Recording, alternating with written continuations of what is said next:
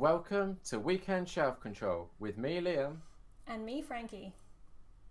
and this is our April book haul where we'll be talking about all of the books we picked up in April. This isn't all of them. This is some of them. We might be here a while. All right, I have a coffee. I'm going to need it. We've got a lot to talk about, and you've got a We stack have there, so you can go first yeah, with that. yeah. I picked up a whole bunch of Give Yourself Goosebumps books from eBay that I didn't have, and I'm going to try and get through these super fast. You're just going to get the titles and the covers. So we've got this one, which is The Twisted Tale of Tiki Island. All of these Mm. are by R.L. Stein, by the way. Then you've got this one, Return to the Carnival of Horrors. The Carnival of Horrors was, I think, Escape from the Carnival of Horrors was the first Give Yourself Goosebumps. So it's interesting that we're going back. Then we've got Zapped in Space. So, we go sci-fi with that one. Then we have Lost in Stink Eye Swamp. So that's, well, yeah, okay. Then we have Shop Till You Drop, dot, dot, dot, Dead. So Oh, I love that. these, honestly, bear in mind this is number 26 in the series. They were really starting to struggle with When ideas, did I these think. ones come out? Are they?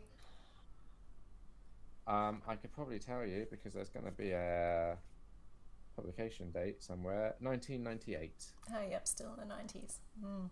Yeah. So this is Alone in Snakebite Canyon, which is, yeah, that's the These thing. these all sound Then quite interesting. okay, well, I'm pleased you think so. Mm. Uh, Checkout time at the Dead End Hotel. So Yeah.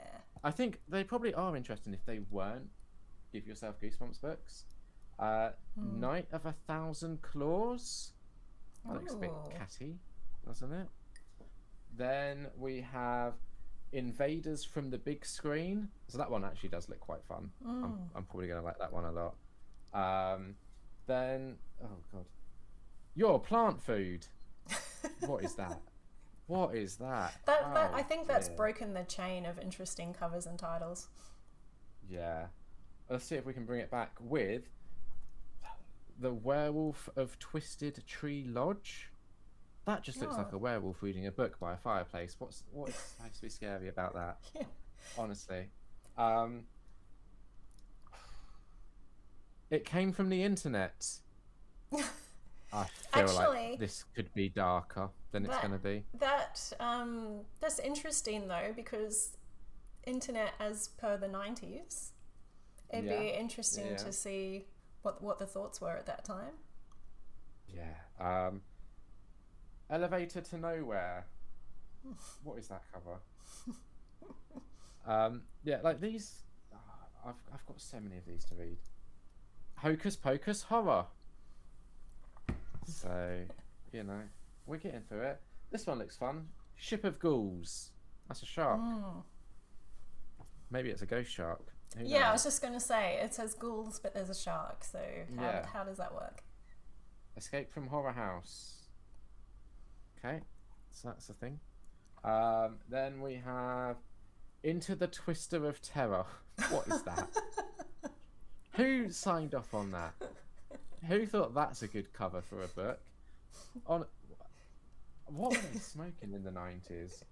Oof, this doesn't get better. Danger Time. Oh. Yeah, Mm. okay. Do you reckon they were going for like a Rodney Dangerfield kind of look? Maybe. I don't know. Yeah, I don't know. Um, That's like then all the other interesting covers. That one is one I actively don't want to look at. yeah, All Day Nightmare. So, okay. I do like that one. Um, this one I kind of think is cool. Into the Jaws of Doom. Yeah. That's not bad. That just gives me good vibes for the story. Just seeing a Yeah. dinosaur or dinosaur skeleton. Return to Terror Tower, which was there was a Goosebumps book set around Terror Tower. I think it's called something like Escape from Terror Tower or something like that, or One Night in Terror Tower. Something Terror Towery. It'll be on my shelf somewhere. So curious that they're going back there. Now this one actually is of kind of creepy cover, I think. Trapped in the Circus of Fear. Like, compared to some of the other covers we've had, that's more up there. Ruin it with the next one. One Night in Pain House. What is it with weird dogs on the covers? Yeah, but that also does not suit that dog does not suit the title. No, it doesn't. The Curse of the Cave Creatures. So yeah, that's a bear. Okay, Revenge of the Body Squeezers. Now, there was a Goosebumps series 2000 where there was a 2-part story that was something like Invasion of the Body Squeezers. So they're coming back. So when did this come out? 1999. Okay. How many of these was? I mean, R.L. Stein couldn't have been writing all of these. Yeah, I was just thinking, is that, like, I remember, I didn't know for ages that, was it Anne M. Martin didn't write the Babysitter's Club? But, like, she wrote some of them, and then other people did, but they just kept her name on, and I didn't know that for years. So I don't know if it's the same with this, or he just writes a lot. It's got to be. It's got to be. This one is Trick or Trapped. He looks like a Teenage Mutant Ninja Turtles to me. Yeah. I will say there is a point horror spin-off called Nightmare Hall, which is written by Diane Ho. But when you actually, if you look at the copyright page for some of them, you'll see that it's copyrighted to other author names. We're nearly there now with these. We've got Weekend at Poison Lake. Cool. And that was the last one. Fantastic. So there's about 3, I think, that I'm still missing that I need to go away and acquire. So I'm reading about one of these a month, if that, at the moment. Oh, so that's definitely a long-term project. This is going to take me the next 5 years of my life is going to be me just gradually chipping away at these stupid books. Well, you did it to yourself. No, R.L. Stein did it to me. No. Yeah. You decided that you had to read every single one. Yeah, and R.L. Stein decided he had to write all of them.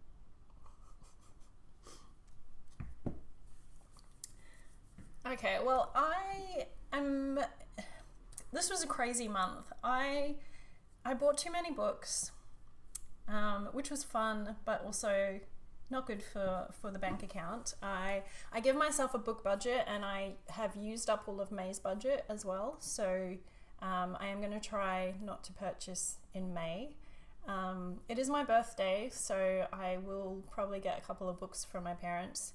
So, and I don't know what my chances are of not buying any myself, but we'll see. But also, my parents came to visit for the weekend at the end of the month when I thought I was done buying books, and we went to a charity shop. So that added, I think, about 18 books or something I purchased there. So we're never done with buying books. Well, I just need to slow down because this is too many. But let's see. One thing, this was another one where I got a recommendation for the newest book out that intrigued me by the cover. So then I went to look at the first book, and I bought the first one and I read it and I liked it. I will talk about it in my April wrap up. So then I bought the rest of the books that are currently out, because apparently this is planned to be a 7-book series. So this is On the Calculation of Volume by an author I didn't look up how you say her name. So I don't know if that's she's Danish. I don't know how they pronounce their J's. I don't know if it's Solveig, or something else. Well, anyway, I'm just going to leave it at that. So I've got 1, 2, these are not in order, 3, and 4. And so this starts with a woman who starts reliving the same day over and over. So yes, I'll talk about it in the April wrap up. But yes. So do they all have the same title? Yes, they are. Just they have like 1, Right. 4, Okay. Yeah. 3, 2. It's just like a story in. I should have just held up the spines. It's a story in parts. They're still not in order. That way. So that is those. So, you know, when you buy a series, there's another series that I ended up reading the first book and buying the rest of the series. So, which is probably, that's a me thing. I get excited and I just want to get the series, even though I could buy them as I read them. Yeah. Okay, my next one is, if you remember, we had Ellie guest on the podcast, and she recommended we read a book called We Are Legion, We Are Bob, something like that. Yeah. The third one came out, which is All These Worlds by Dennis E. Taylor. We've got sprayed edges on this one as well. So obviously I had to pick it up because I have the first two in the series, so why wouldn't I get the third one, even though I haven't read any of them yet? But, you know, I will, you know, Ellie recommended the first one, so in Ellie we trust. Yes, I do plan to get the first one. It's not out here until the end of May, so... Are they doing like a they've got the version? They've got the hardcover. It looks the same as what you've got. Yeah. So that's nice. And then hopefully they'll have the sequels coming out as well. Yeah. Another series that I bought and started and will continue is Red Rising, which I picked up Golden Sun as well, in case I wanted to jump straight into it, because the plan was to read this over the Easter weekend and do a vlog, because I thought that would be fun. And I started recording a vlog, but I didn't end up getting the chance to finish it over the weekend, and everything fell apart. So no vlog, but I'll talk about it in the April wrap up. Because I've been wanting to get to this series for ages, so and at some point I will catch you up and get into that series. Yes. We'll see when that happens. Yes. Because I know you're waiting. I am. So I picked up Angels of London by Inigo Mort. Oh. There we go. So we both picked up Angels of London by Inigo and Mort. I'll just add in, I also picked up his other two books because you recommended him to me, and when I read about the books, I was getting this one because you said, hey, let's read it together, and then the other two both sounded really interesting, so I got them as well. Yeah, I will say I've read the other two, and they are interesting. So I think you're in for a treat there. I read this one is a bigger one than April what he's done. Yes, this one's like full length. Look forward to hearing your thoughts on that. Exactly, sounds really interesting. I actually spoke to Inigo at the indie horror event that happened this month. We've got 3 videos out about that. And at some point at one of these future events, I'm going to take these books and I'm going to get Inigo to sign them, which I've already warned him is happening. Well, at least there's only 3, so there's not too much signing for him to do. I guess it depends how many he writes before you get to that. Exactly. I've mentioned a couple of times Juliet Marillier. She's one of my 2 favorite authors.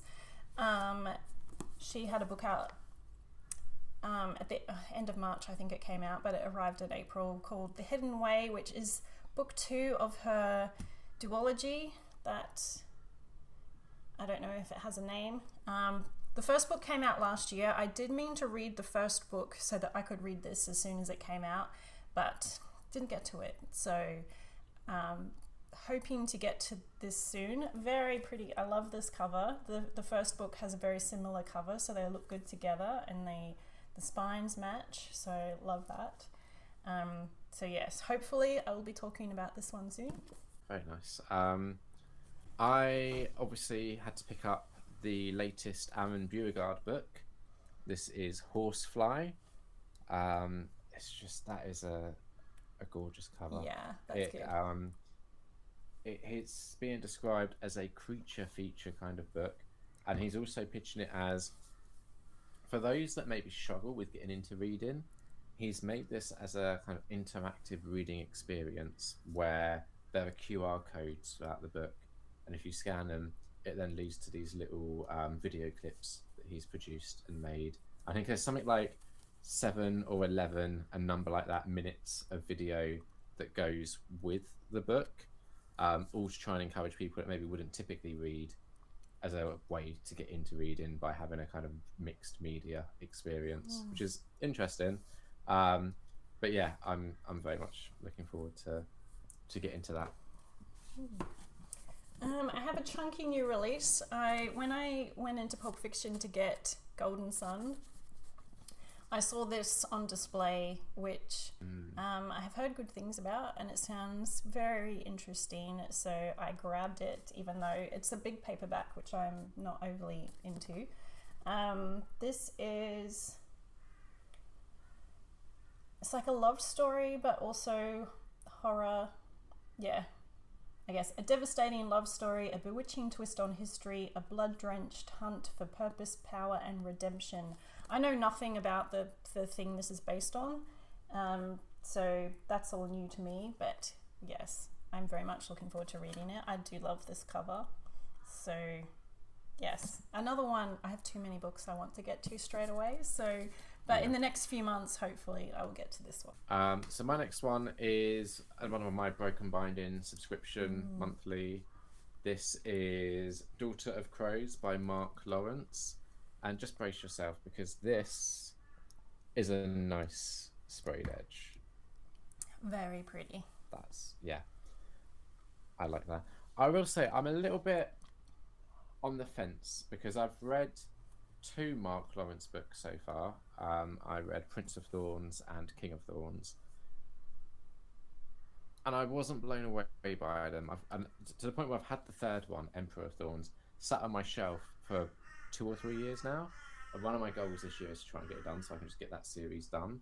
But I know lots of people rave about Mark Lawrence, so I'm hoping it's just first series finding his feet. Yes, I will say I've heard a lot of people talk about him, and they usually are not talking about that series. It's other things he's written. Like The Book That Wouldn't Burn, that one, and I think there's one called like the Red something series. Yeah, I can't remember, but yeah. So I don't Red really. Queen or Red Assassin. That popped in my head, and then I was like, is that it or is that something else? But yeah, so maybe Red Queen.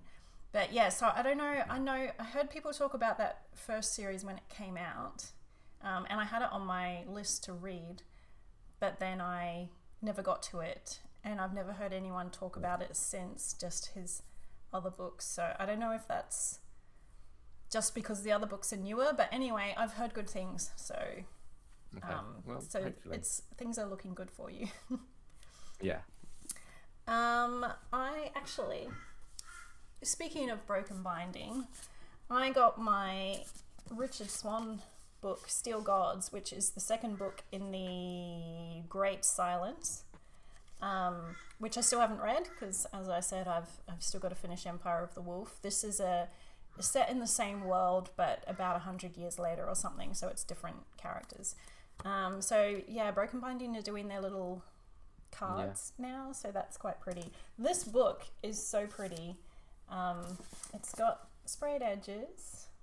Nice. And it's like little close-ups on the top and bottom. I'm just gonna show it off completely. At least this one you're not reading, so if you ever get to reading this, you will have forgotten the artwork that I'm going to show, because I know you don't like to see it. Look at this amazing art on the cover. So pretty. And then you've got lovely end papers, and that. So I've heard people talk about this, and this series is said to be horror fantasy, and so it leans into the horror more than the Great Silence, and I think especially this book. So the way I've heard some people talk about it just really intrigues me. It sounds like there is like a fair amount of horror in this story, so I'm very much looking forward to reading it. So yes, I really need to see. I've had too many books I'm excited about that I need to get back to these chunky fantasy ones and get up to date with this world.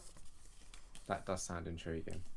Okay, so sticking with Broken Binding, I had a trilogy arrive that I completely forgot I'd ordered. Or not even a trilogy. The first one I picked up like last year at some point. It was Hyperion by Dan Simmons, and then they released 2, 3, and 4. So I don't know the order of these, but I got Endymion, I'm assuming. What I will say is they did come with different covers on, but I like these old, like the classic covers, so I swapped them because they came with a tube, and in that tube they had these covers, so you could swap them out. The only thing I will say is in swapping them out, they do feel like a little bit looser on there, which is probably how I've put it on, and there probably is a way of tightening it up a little bit. I just don't know what that is necessarily. But we have a sprayed edge, and then so in addition to that, there was the Rise of Endymion. It's very chunky books. Yeah, it really. I mean, it does allow for very pretty art on the sprayed edges when it's that wide. But yeah, that's a lot of reading for you to do. It really is. And then there's the Fall of Hyperion as well, which again, like these covers very good. are just so good. Like the new ones are fine, but they're not as good as this. So I had to. I can't remember what's on.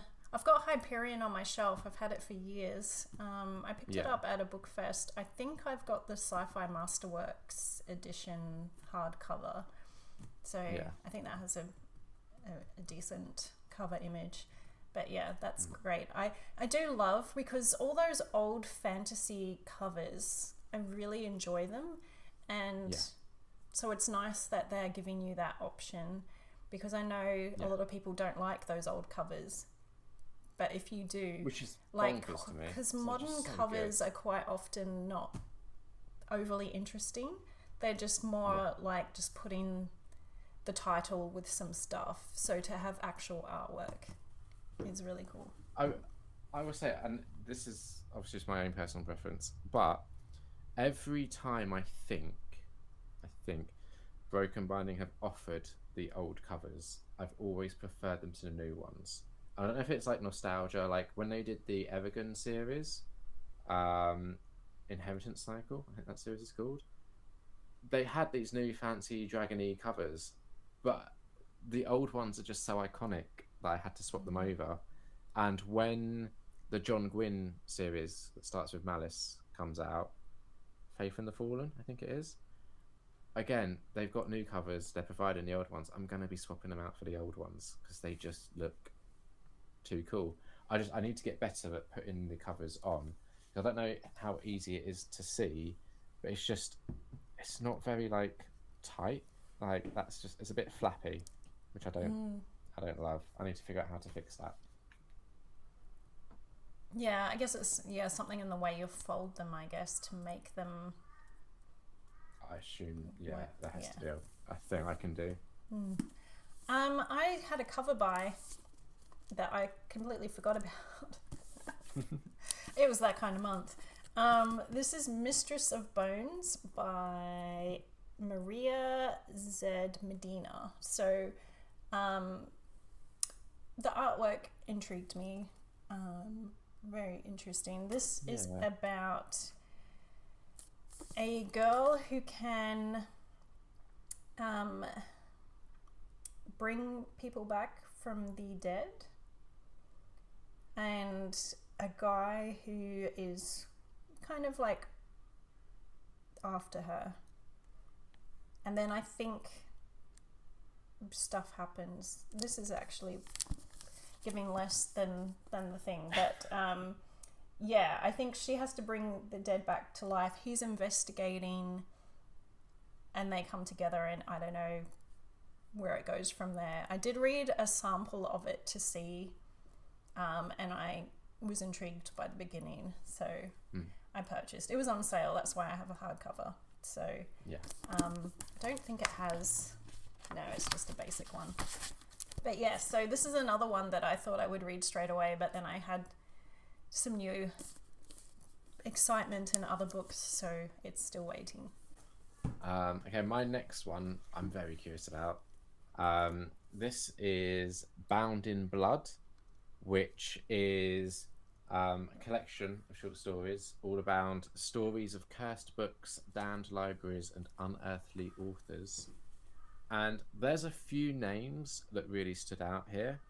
So you've got Eric LaRocca, who did Things Have Gotten Worse Since We Last Spoke, and has just sort of blown up since that came out.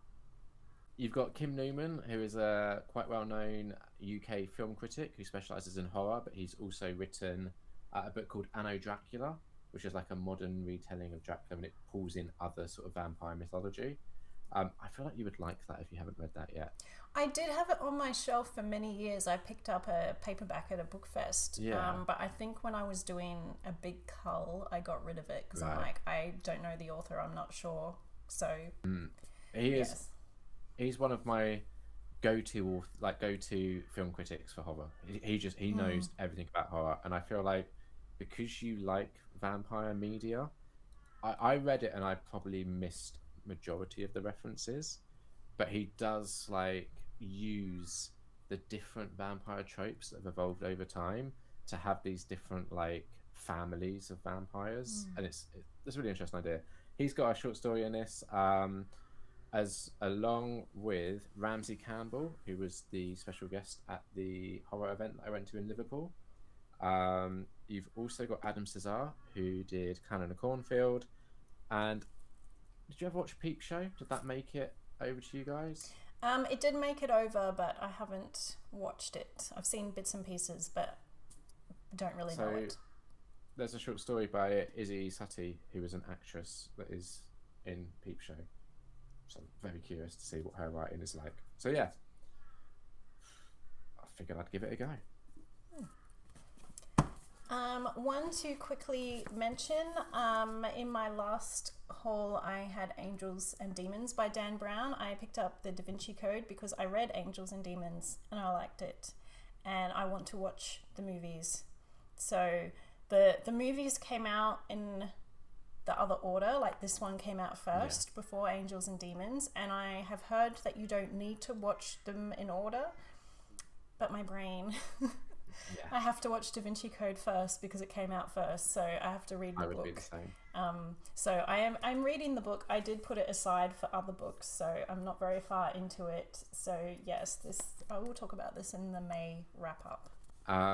Right, a couple of months ago, you might remember that I picked up Leviathan's Wakes, and we spoke about it because it was a nice edition, and we were talking about how the publishing company, we weren't sure if they were going to continue.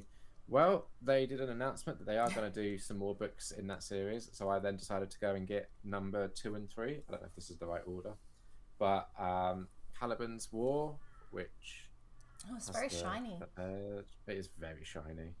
And then we also have Abaddon's Gate, which so these are 2 and 3. And I believe they've announced that they're doing 4, 5, and 6. I think it is. I'm aware there's more in the series than that, I believe.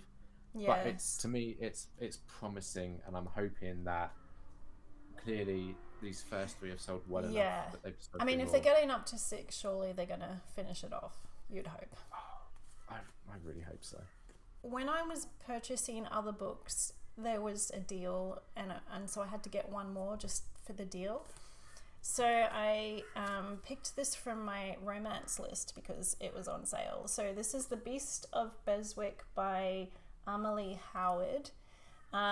Someone recommended this, so I added it to my wish list. This is historical romance, and it's a Beauty and the Beast retelling, or themed. Where's the stories. Beast? That's a male model on the cover. The guy, there's nothing beastly there. No, the guy in the story has had something happen to his face. Okay. So I think, is it this book or is that a different book? Yeah, with a ruined face like his. So I'm not Right. sure what the history is. I've read other books where it's been like they've been at war or something and have been injured. But basically, he's just a you know, disagreeable, angry guy with a ruined face, apparently. And yes, this woman, I think, offers herself to be married to him to save her sister having to marry him. So, yes, we'll see. Hopefully, it's good. I do like a Beauty and the Beast kind of story. Okay. I picked up another mutant point horror. This one is Dissolvers. Again, just I don't know what they were doing with these covers, but they are. It feels like they're Crazy. learning how to use like CG. Yeah. You know. It's Andrew Matthews, who again I'm pretty sure he did a short story in 13 again. I can't remember if it was one that I liked or not. Um, I'll just the opening sentence on the back is a truck carrying toxic waste has shed its load on the outskirts of town. I'm assuming people dissolve. I'm really curious how these are going to stack up against other point horror books because they feel silly to me, and I don't know if that's the vibe they're going to be going for. Yeah, hopefully the good kind of silly, Yeah, like those kinds of movies with plots like that. yeah, like Troman type of movies like Toxic Avenger. Yeah. When I do have a group of books that I'll talk about in a minute that are your fault. But then I just have from the charity shop. But the last thing I had when I thought I was done, I went to the markets when my parents were here, and it's generally down a street, but there's a little like building with a sort of overpass area, and there were a few stalls underneath the overpass, so back a bit. So I almost didn't even notice that there was anything there, but I did see a table of books. So of course we had to go over there and look. And it was someone selling, Of course. I think it was, some were secondhand books, but I think, you know, if you have the shops over there where they're like the remainder books or something, that they're new, but they're really discounted, and they're just shops that just kind of pop up and they're not a brand. Okay, so some of the books looks like that. So basically you can get new books for cheaper, and sometimes they're selling things they're not meant to, like books that come from a box set and have not for individual sale, but then they sell them for individual sale. I have one of them because it was an Enid Blyton book that I didn't know, and they didn't have the set or anything else there, so I didn't realise till afterwards. Anyway, so I'm just walking around looking, and there's some interesting books. There was a nice hardcover Stephen King, but it was a book I already had. But then I almost missed them. She had them on display rather than with the other stuff because she knew that they were harder to find ones. But I got the pulp, two of the pulp books later in Joyland, which I have not seen in person. I thought these were rarer to get. I'm sure I looked up one of them and it was like you can get an import for $30 or something, just for a normal paperback. And I was like, oh, that's too expensive. But I did look them up afterwards, and they are local, but I still got them cheaper than that. And I think they're new. They seem, I thought they were secondhand at first, but if they are, whoever had them never read them because they seem new. So yes, I couldn't resist adding these to my Stephen King collection, even though I thought I was done buying books at that stage. And it's going to be a while before we get to them as well. Yes, but that's okay. I'm happy to collect the King books knowing I will get to them, and if I see them for a good price, then of course I have to get them, even if it's over budget. So my next is a group. There was an author that was supposed to be at the Liverpool Indie Horror event who couldn't make it. So as a sort of apology for not being able to be there, they gave a 70% off discount for their books. So I was like, I've got to make the most of that. That's ridiculous. That made these books something like £3.50 each, something crazy like that. So I picked You up. think a few. that they would have just have said for one book, like for Yeah. their latest book or something, not for everything. So. I don't know if they were expecting someone to just go and buy as many books as they could, but they hadn't met me, I guess, because they weren't there. So yeah, this is Rick Wood. So the first one I got was Shutter House, which that's a cool cover. Yeah, that looks like a horror movie. Exactly. Then this is the right order. We got 12 Days of Christmas Horror, because I do like a festive horror book. Then 12 Days of Christmas Horror Volume 2. Then we've got The Sensitives. Oh, creepy cover. Very. Then there is Searching for Death, which, fun. And then this one, very, very curious about this one. I Have the Sight. So, yeah, what I think is interesting about these is these three all have on the spine a number 1. So are they all the start of a series? And if so, I can tell you on the website that he provided the link for the discount code, at least there were none of the sequels. So are they all series that he hasn't done sequels for yet, but they're coming, or were they just not on the website? I don't know. I just think it's interesting that they all have a 1 on the spine. So we'll see. I purchased some books from you talking about the Liverpool event. Okay. I did end up mostly getting anthologies to sample, and one for the theme, but I did get one novel, which was Wrath of the Ancients by Catherine Cavendish. Because you know what, this cover, I keep thinking that's bits of dust on the cover that I need to wipe off, but it's in the design. The cover. Yeah. So this one had Dr. Quintillus and mentioned Cleopatra and stuff. So yes, I was intrigued and I like the cover, so I got that. As I said in that video, I think I have to get a Beatles themed story collection, because any band I like, if there's going to be turning their songs or using their songs as inspiration for horror stories, I am there. Dead Steam, the Dread Punk, because that was intriguing. And then the very pretty Bloody Hell, because it's pretty. So I have tons of authors to explore. I don't think I've read probably any of the authors in these books so far.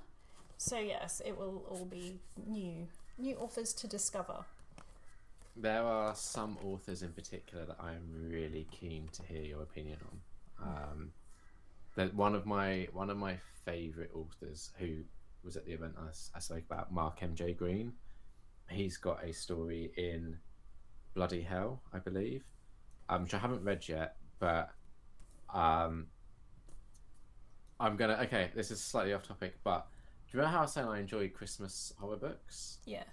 There is a Christmas anthology book that was UK authors, and it was the 12 Days of Christmas. So they each took like from the song, and used that as the basis for the horror story.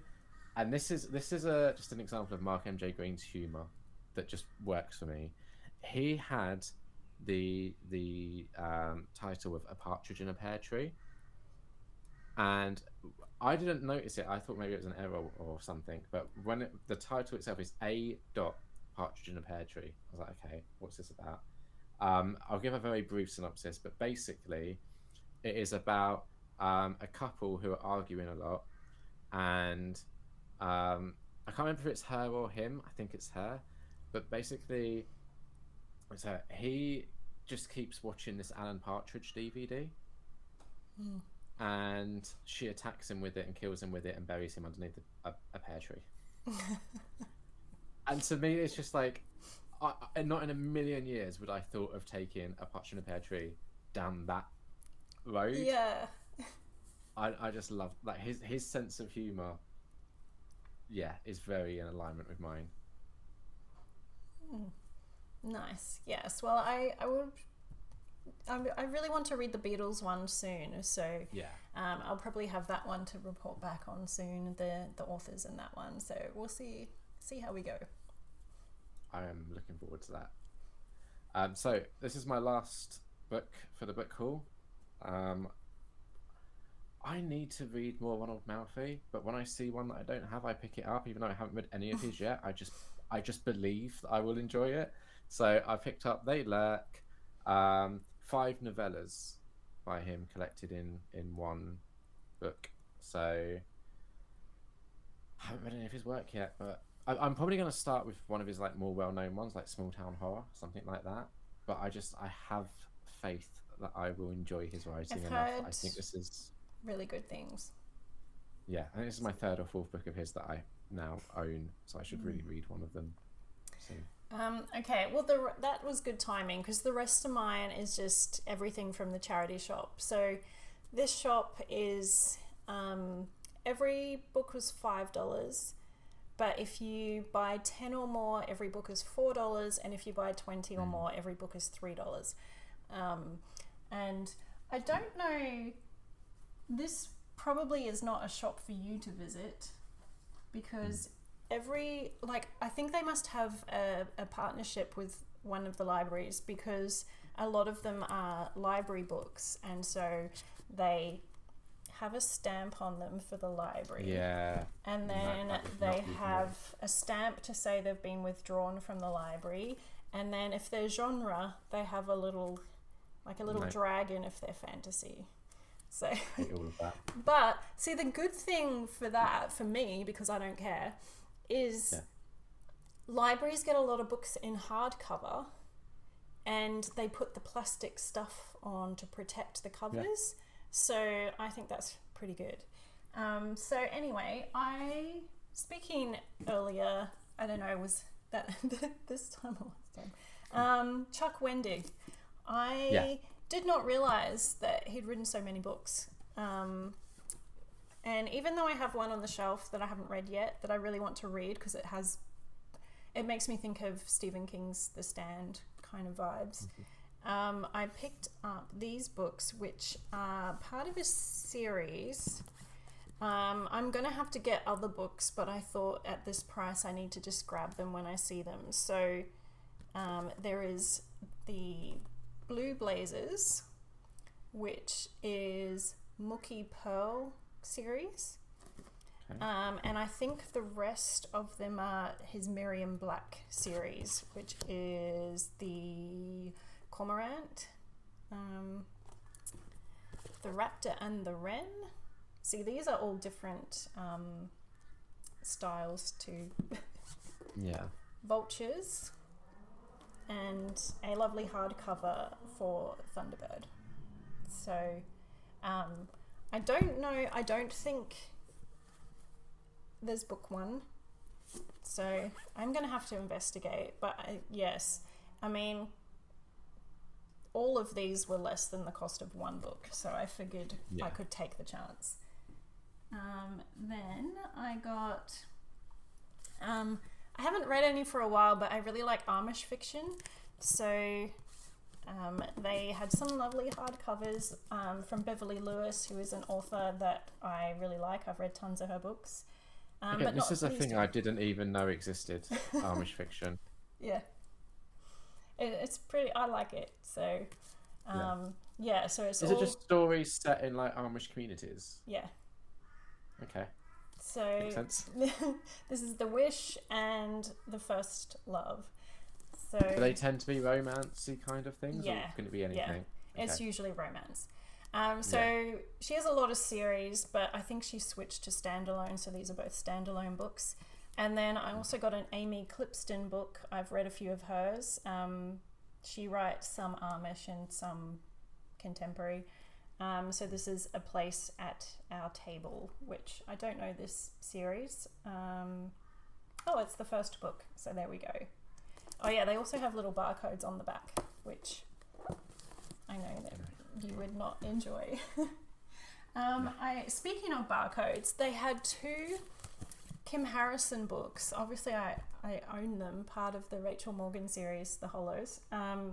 One of them, the person put the barcode right on the front cover, so I couldn't buy that one. But I did. So you do have some where you're like, no, I will not. Yeah, accept that. if the barcode's right there, Yeah. I'm not going to get the book. Usually they're near the actual barcode, so you expect it. Makes so sense. this is Demons of Good and Evil, which is actually the next book I am up to. So I have a mass market paperback, so now I get a nice hardcover that has the plastic on, so it's all ready, protected for me. Has the stamp saying it's withdrawn. So I was just thinking that. I'm like, oh, all these cheap books, and Liam wouldn't be able to buy half of them because there's so many library ones. Not at all. They also had some Jim Butcher, and some of them were terrible quality.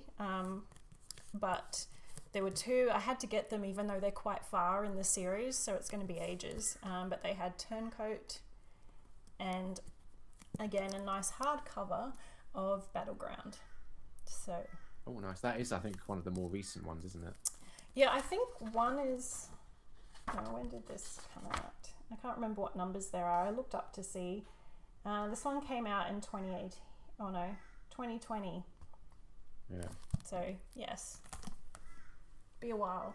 I thought this was the last pile, but there's another pile. I did see Dan Brown books, so I picked up the rest in the Langdon series. So Lost Symbol, I've got nowhere to put them. Inferno, which I do, they're chunky, but I do kind of like having hardcovers. Yeah.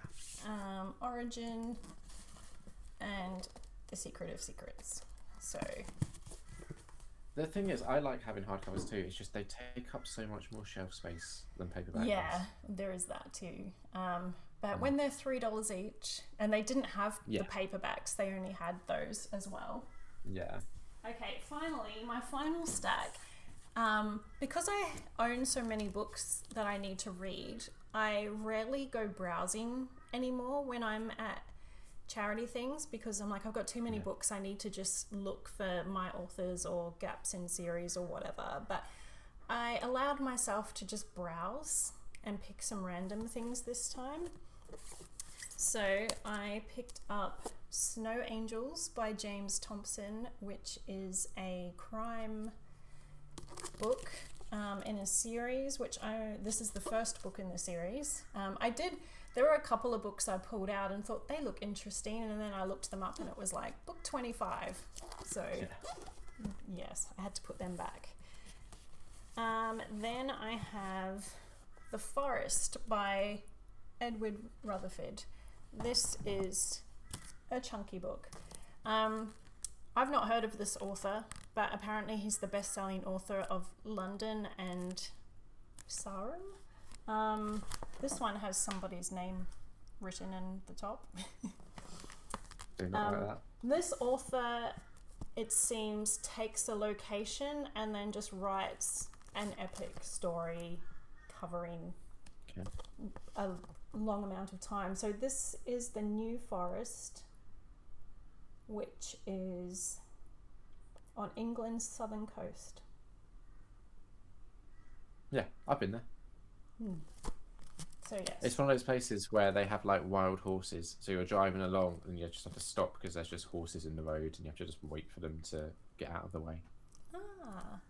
See, we don't have anywhere like that here. Generally, it's usually cows that you have to watch for the roads. I think all the places where there's wild horses are inland, where there's not really people living, as far as I know. Yeah. And then finally, I was intrigued by this cover, Requiem Moon by C.T. Rizzi?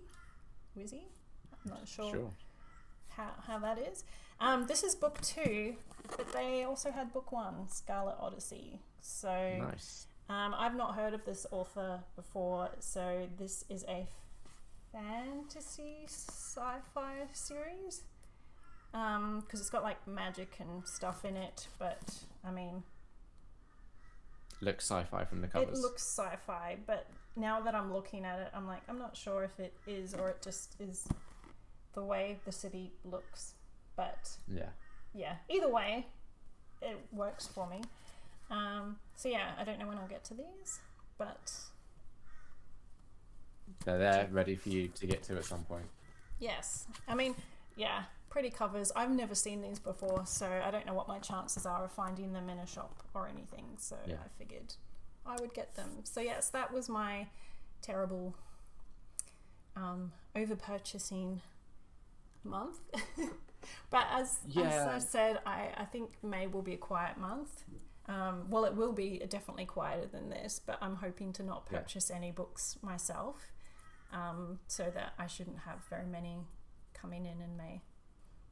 Well, I can guarantee that my May will be better than my April, because bear in mind, on top of all these books that I picked up this month, there was also that event that we did the 3 videos on, which covered another 59 books. So this month alone was those 59 plus everything that I've just shown here today. Yeah, isn't that interesting that this turned out to be the worst month for both of us? Even though I didn't have the event to go to, it's just... No, maybe we're just bad influences on each other. Well, I don't know. We'll see. But yes, we'll see how we go with... I did pick up a lot of series continuations this month. Yeah. So hopefully, I just need to stop looking. But it's also hard because then you jump on BookTube and someone talks about a book and I'm like, oh. So I need to just add things to my list and then just not actually look for them on sale and just go add it to my list for later. I need to read all of my books on my TBR and then just buy books when I think I'm going to want to read them. Well, that's the smart thing to do, surely. Yeah, that doesn't go that way for me. No. Anyway, thank you to everyone who stuck around this long. We've been about an hour here going through these books, so... Oh, I thought we were trying to do this fast. Yeah, well, I mean, maybe we did. We covered a lot of books. We did, that's true. There was a lot to cover. Yes. So anyway, we're going to stop now and talk about what we read in April now. So you'll be able to watch that video very soon as well. Kim Newman, who is a UK film critic. Oh, my camera's just turned off. Yes, that's not good. Position 1. No, that didn't work. Hey, Tiny. That worked.